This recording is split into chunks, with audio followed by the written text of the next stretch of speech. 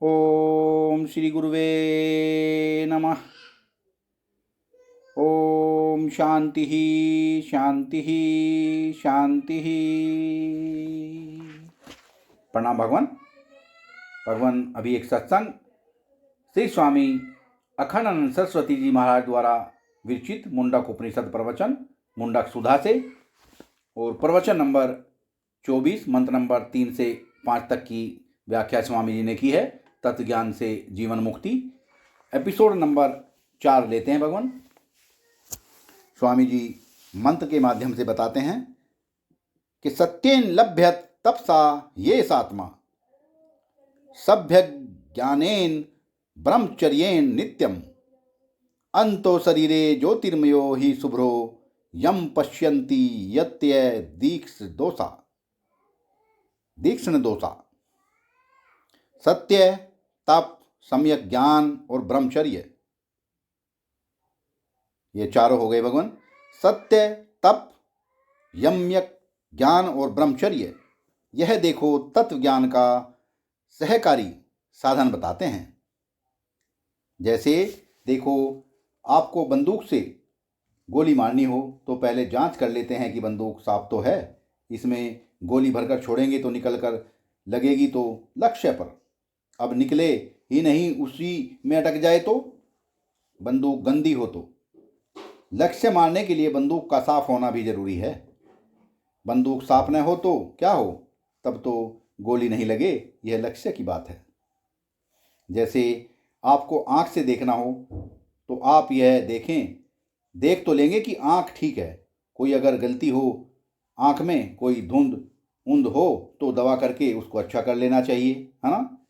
दिखेगा आँख से, यह बात पक्की, लेकिन दिखेगा तो अच्छी आँख से। अच्छा, आपने कहा दूरबीन से देखेंगे, खुर्दबीन से देखेंगे तो वह खुर्दबीन दूरबीन भी तो स्वच्छ होनी चाहिए। अब मशीन पर जब अपने को तोलते हैं तो पहले पता लगा लेते हैं कि यह ठीक तो बता रही है, मशीन ठीक है, कहीं गलत तो नहीं है बताती। तो बाबा, यह अंतःकरण जो है, यह यदि राग द्वेष से संतृप्त होवे तो ठीक नहीं बताता। आपको मालूम है, हनुमान जी को अशोक वन में लाल कमल दिखाई दिया और समर्थ रामदास ने वर्णन किया कि वह नहीं, बिल्कुल स्वच्छ निर्मल श्वेत कमल वहाँ खिले हुए थे। हनुमान जी ने कहा कि लाल थे। समर्थ रामदास ने कहा कि नहीं, सफ़ेद थे। हनुमान जी ने कहा देखा मैंने कि तुमने। बाबा, क्यों लड़ाई करते हो? बोले चलो जानकी जी से पूछें। जानकी जी ने कहा कि हनुमान, तुम्हारी आंख में उस समय लाली थी, द्वेष की लाली थी, इसलिए साफ नहीं दिखा। वाह भगवान वाह। तो सत्य को देखने के लिए जो मोहब्बत में फंस जाता है, जो संसार में किसी की मोहब्बत में फंस जाता है, वह सत्य को नहीं देख पाता। हम रोज देखते हैं संसार को, खुली आंखों से देखते हैं, बंद आंखों से नहीं देखते। जो किसी की मोहब्बत में फंस जाता है उसको ईश्वर में दोष दिखता है, उसको गुरु में दोष दिखता है, साधन में दोष दिखता है, लेकिन जिससे मोहब्बत है उसमें दोष नहीं दिखाई देता। यह मोहब्बत है, इसका नाम मोहब्बत है। किसी से देश हो जाए तो गुण ही दिखें, अंतःकरण को अशुद्ध कर देता है। जिज्ञासु को सत्य का प्रेमी होना चाहिए। बोले भाई, सत्संग से प्रेम कैसे होवे? इसकी युक्ति बताते हैं। यह है कि सत्य बोलो। तो बोलते समय यह विचार होगा कि भाई, हमने जब नियम बना लिया है कि सत्य बोलेंगे तो सत्य की जानकारी तो ठीक ही है ना, नहीं तो बोले क्या। तो पहले सत्य की जानकारी प्राप्त करने की इच्छा होगी और तब परमात्मा को जान लोगे, और जब परमात्मा को जान लोगे तब बड़ा मज़ा आवेगा। उसमें क्या मज़ा है कि यह सब सच है। यह दुनिया का राग भी सच है, द्वेष भी सच है, इसमें क्रूर होते हैं यह भी सच है, इसमें व्यभिचारी होते हैं यह भी सच है, इसमें पापी पुण्यात्मा होते हैं यह भी सच है। यह संसार का सत्य है। इसमें सत्य असत्य दोनों होते हैं, यह भी सत्य है।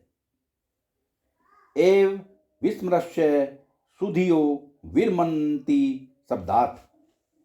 तो जब महात्मा लोग देखते हैं कि यह दुनिया का झगड़ा तो ऐसे ही है, बाबा बोले फिर बोलने की जरूरत क्या, इसमें सच बोलकर क्या फायदा उठावेंगे कि इसमें न कुछ सच है न झूठ है। यह तो झूठ ही लड़ाई करके दुनिया में लोग अपना दिमाग खराब करते हैं।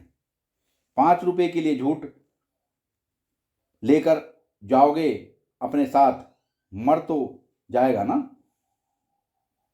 5 रुपए के लिए झूठ लेकर जाओगे अपने साथ, मर तो जाएगा ना। एक आदमी है, उसके बेटे जब रुपए लेते हैं उससे तो बड़े दुखी होते हैं। अरे मरोगे तो सारा वही लोग तो लेगा, मरोगे तो सारा वही तो लेगा। जिंदा ले लिया तो खुश हो जाओ, खुश हो तो जाओ, मरने के बाद सब उसी के पास जाना है। एक गुरुजी हैं, उनका चेला कभी पैसे ले ले तो दुखी होए कि हाय हाय, चेले ने क्यों ले लिया। अरे बाबा, छोड़कर तो मर जाओगे गुरुजी, आखिर में सब चेले के ही हाथ लगना है, तो काहे को नाराज होते हो। तुम्हारी चिता पर कुछ नहीं रखा जाएगा, यह बात बिल्कुल सत्य है। सुनो, यह परमात्मा सत्य से प्राप्त होता है, क्योंकि सत्य से प्राप्त होता है। क्यों सत्य से प्राप्त होता है? क्योंकि इसकी युक्ति है। तपसा, इंद्रिय संयम से, इंद्रिय संयात्मक ज्ञान से प्राप्त होता है, सम्यक ज्ञान से प्राप्त होता है। और ब्रह्मचर्य से, नित्यम ब्रह्मचर्येण, ब्रह्मचर्य से प्राप्त होता है। तो हमेशा सच बोलो, हमेशा तप को रखो और हमेशा अपने ज्ञान को शुद्ध रखो। गलत ज्ञान से प्रेम मत करो और ब्रह्मचर्य से प्रेम करो। नारायण, यह ब्रह्मचर्य जो है ना, यह बड़ी अद्भुत वस्तु है। ब्रह्मचर्या, ब्रह्म की प्राप्ति के लिए यह चर्या है। देखो, एक आदमी कहता है हमारा जन्म न हो, और बोलता है कि आओ एक बेटे को जन्म दे दें। आपको दोनों में कुछ संगति मालूम पड़ती है? बोले हमारा तो अब जन्म न होवे, लेकिन आओ एक बेटे को जन्म दे चले। एक जीव को तो तुम जन्म देने जा रहे हो और अपने को जन्म से छुड़ाना चाहते हो। इन दोनों की कोई संगति है? क्वेश्चन मार्क लगा दिया स्वामी जी ने। तो यह तो बिल्कुल असंगत विचार है। यह तो आत्मा एव पुत्र नाम असी, बेटे का जन्म हो गया तो तुम्हारा जन्म हो गया। अब जन्म मरण से क्या छूटोगे? वाह भगवान वाह। अब जन्म मरण से छूटने का उपाय यही है कि उस बेटे को अपना बेटा न मानो।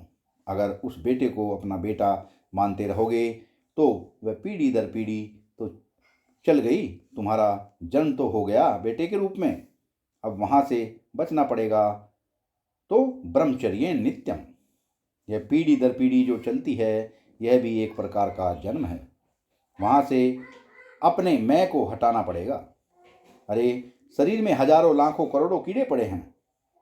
देखो, एक व्यक्ति के जीवन में उसके शरीर से वीर्य नाम की जो धातु है वह कितनी निकलती है, इसका हिसाब लगाओ। और बच्चे को पैदा करने में जितनी लगी है उसका भी थोड़ा ध्यान दो, तो आपको मालूम होगा कि आपके जितने बच्चे हैं, 15 हों या 25 हों, ऐसे भी हैं, तो इसके वीर्य से एक बूंद से 25 बच्चे पैदा हो सकते हैं, 100 बच्चे भी पैदा हो सकते हैं एक बूंद से। इसका इतना सामर्थ्य होता है।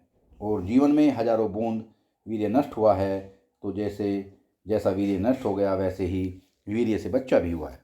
नारायण, क्या ममता हुई, किस बात का प्रेम हुआ।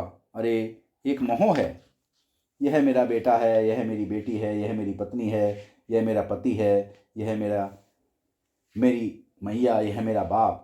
ब्रह्मचर्य का अर्थ होता है जब तुम खुद जन्म लेना पसंद नहीं करते हो तो दूसरे को जन्म मिले। यह कैसे पसंद करते हो?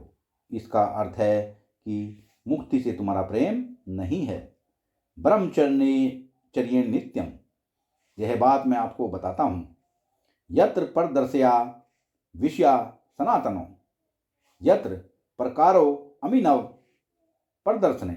ब्रह्मचर्य का अर्थ है कि इस शरीर के साथ ही अपना जीवन समाप्त होने वाला है और इस ज्ञान के साथ ही शरीर के साथ अपना कोई संबंध नहीं है। और वह जो उदय और विलय होने वाला है, यह औपाधिक ज्ञान है। यह मेरा शुद्ध स्वरूप नहीं है। देखो, इसी समय तुम जन्म मरने से मुक्त हो गए। ब्रह्मचर्ये नित्यम, अंतो शरीरे ज्योतिर्मयो हीप शुभ्र। इस तुम्हारे शरीर के भीतर एक ज्योतिर्मय शुभ्र परमात्मा है, परंतु उसको तुम देख नहीं रहे हो। तुम देख किसको रहे हो? यन पश्यन्ति यतियो क्षीण दोषा। उस ज्योतिर्मय शुभ परमात्मा को वे महात्मा लोग देखते हैं जो क्षीण दोष हैं, जिनके सारे दोष क्षीण हो गए हैं, वे उसको देखते हैं। इसलिए अंतःकरण को शुद्ध करो। अब इसमें सत्येन लभ्यस तपसा, हे सात्मा, आप कहो तो थोड़ा इसको बढ़ाकर कल सुना देंगे। सत्यमेव जयते ना नृतम सत्येन पंथा विततो देवयानो येन अकर्म ते मनुष्यो अकर्मण तस्यो यात कामा यत्र तत्सत्यस्य परम निधानम। तो परमात्मा का भी वर्णन है और परमात्मा की प्राप्ति के साधन का भी वर्णन है। अब यह प्रसंग फिर आपको कल सुनावेंगे। सत्संग को विराम देते हैं भगवान, आगे का सत्संग कर लेंगे। प्रणाम भगवान।